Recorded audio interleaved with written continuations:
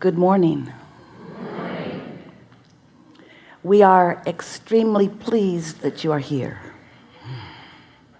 It is good to come together for the purpose of co-creating. Do you agree?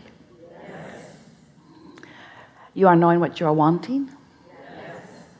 Are you enjoying the evolution of your own desire? Yes. Do you believe that you are up to speed with your desire, sort of?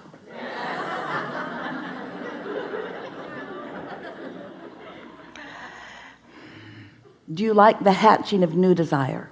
Yes. Do you like the refinement that your life causes within you, the always asking for more? And are you at one with the idea that there will always be a new asking to which you are not quite up to speed? Do you get it, that that's what eternalness is really all about? So your life is serving you well then, yes? Because it's causing frequent hatches of new desires. And so are you patient about the desire that is not manifested? Well, we don't want you to become complacent about it, but when you understand that if this time-space reality has caused you to focus a desire into being, it can be what you want to call a see it, hear it, smell it, taste it, touch it reality. In other words, it doesn't just have to be a dream that you feel good about. It can be a reality that you sleep with, or park in your garage, or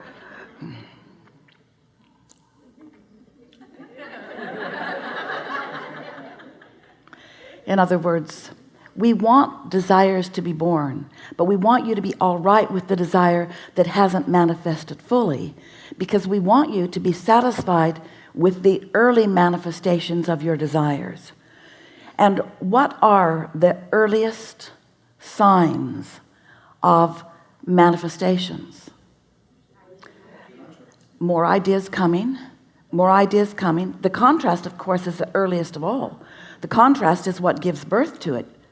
But once you've given birth to it, you've got to begin to line up with it. Otherwise, you can't realize it. You won't recognize it. You can't sniff it out. You can't be on the trail of it. You can't want it and doubt it and be moving toward it.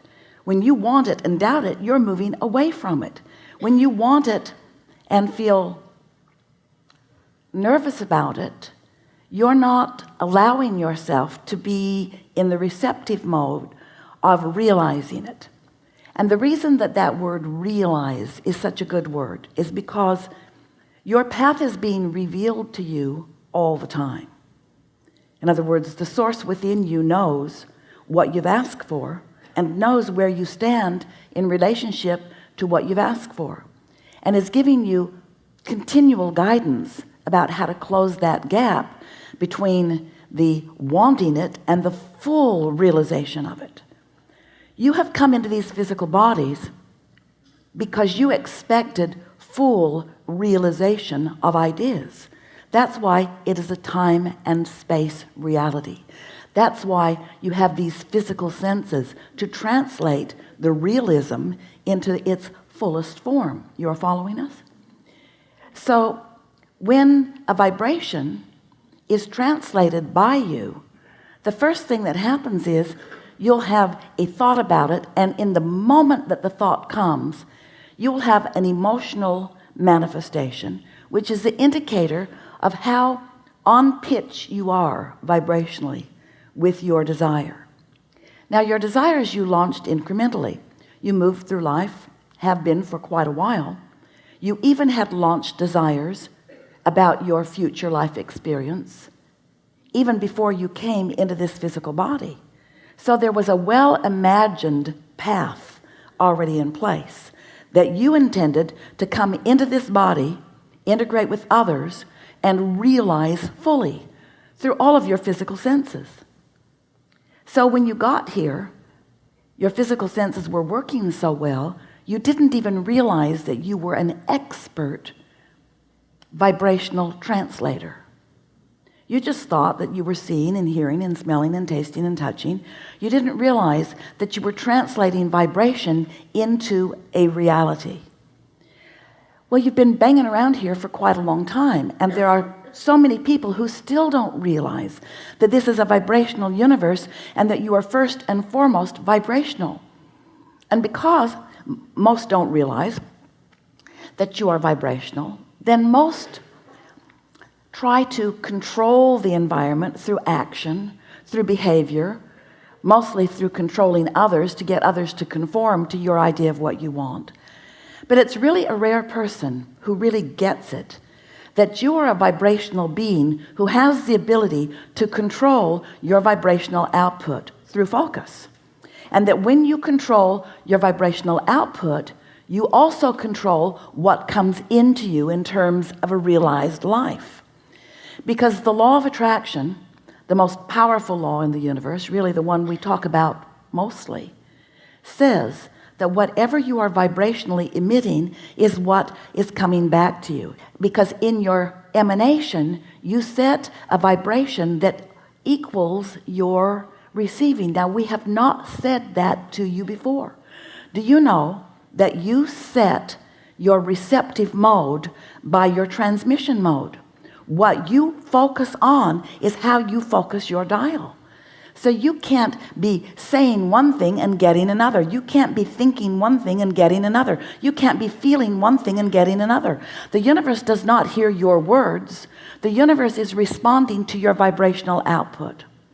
So as you are offering this signal based upon what you are giving your attention to, whether it is in the past as you are remembering it, or in the present as you are observing it, or in the future as you may be imagining it, it doesn't matter. You're doing it right now. It's causing you to emit a signal now. That signal equals your point of attraction now, and the whole universe is queued up to respond to that vibration.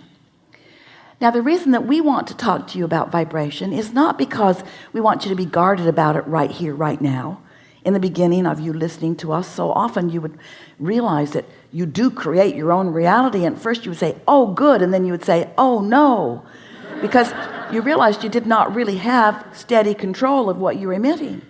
And then some of you, as we said, you create your own reality, began going cancel, trying to suck things back before the universe got hold of them and delivered them to you in full manifested form.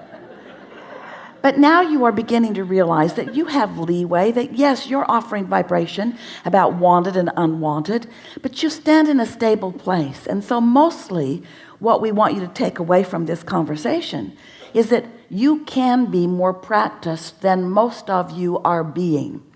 And the thing that would help you to emit the vibration, the one you want to emit, meaning the one that you want to be answered, the easiest way to do that is by caring, really caring about how you feel.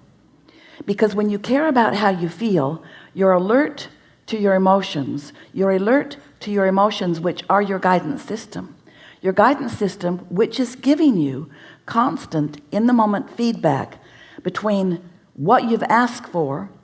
Another way of saying that is all that you have already vibrationally become, and what you're allowing yourself to realize in its full manifested form. That is as clear as we've ever said it. In other words, you want to be aware of that gap, and you don't need to think about closing it tightly all the time, because you can't. Life is causing you to expand continually. You're never going to completely close that gap. So here's how it works. You sift through life. You know what you don't want, which causes you to know what you do want. You emit a signal about it, and vibrationally speaking, you become an integrated being with that new desire that you have discovered. Vibrationally speaking, you become it. We're going to stand over here in the vibrational spot, in what we call the vortex, or the vibrational reality. You have become this newly improved version. Life caused you to become it. Oh, you haven't manifested it yet, most likely. It's a new idea to you. It's a new idea that isn't all that familiar. It's a new and improved idea, But the larger part of you, the non-physical part of you that existed before you came into this body, that still exists in the non-physical realm, even though you're here in this body, that part of you became that newly improved, that newly expanded vibrational version that life just caused you to become. But you're probably still standing over here in the same beliefs. Belief's just a thought you keep thinking. It's a habit of thought. Standing over here in the same beliefs that you held when you launched that rocket.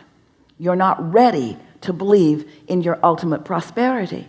Life caused you to want more money, but you don't believe in the more money that life just caused you to ask for. If you believed in it, it would be flowing into your experience. So we began talking about this vibrational reality. And we called it your vortex. We wrote a whole book about it, wanting you to realize, wanting you to accept that there is a vibrational version of you that you may or may not, usually not completely, be up to speed with. And that vibrational version of you is calling you toward it. It's calling because law of attraction is focused upon that new and improved version of you. And law of attraction is summoning all cooperative components to it. The question is, are you a cooperative component to your own desire? And the answer to that in many cases is no, not yet. I do not believe this thing I want. I'm giving lip service to it. Life keeps showing me that I want it, but I am, we're speaking from your perspective, often so wrapped up in the observation of what is, because after all, I can see what is, I can hear what is, I can smell it and taste it and touch it. What is so vivid. What is so vivid. Most of my vibration is about what is. And we want to say to you, that's a bit of a problem. Because if what is so vivid, you give your attention only to what is can't change much. It's slow going. Have you noticed? So you've got to let go of what is a bit. You've got to stop telling it like it is and begin telling it as you want it to be. You've got to lighten up. You've got to stop defending what is as if there is someone standing there saying, why is that? All right, your mother did do that to you, didn't she? How'd you get there? What are you doing there? What are you doing? What are you doing? Why did you do that? Why aren't you further down the road? You've heard those questions. And you've developed a pattern of answering them that comes out in your personality, like defending yourself or like justifying yourself or like rationalizing. And we want you to cut that out, because every minute you spend in defense is a moment in resistance, not in allowing. It's in resistance, not in receiving. It's in resistance to the path that is calling you, and that's why you feel negative emotion. So some things you want to know. First, if the path were not calling you, you would never feel resistance. Next, if you hadn't asked for stuff, the path wouldn't be calling you. So if you weren't mixing it up and expanding, then there wouldn't be an improved version of you calling you forward. But since there is, and since you can't change that, since you are eternal beings, since there is a source within you, since there is a source within you who knows all that you have become, who is calling you and other cooperative components to these focused points of realization. You rendezvousing with the things along your path, that's what life really is. You see, it's not just the final destination that you're rendezvousing with. You're rendezvousing with all the fun along the way.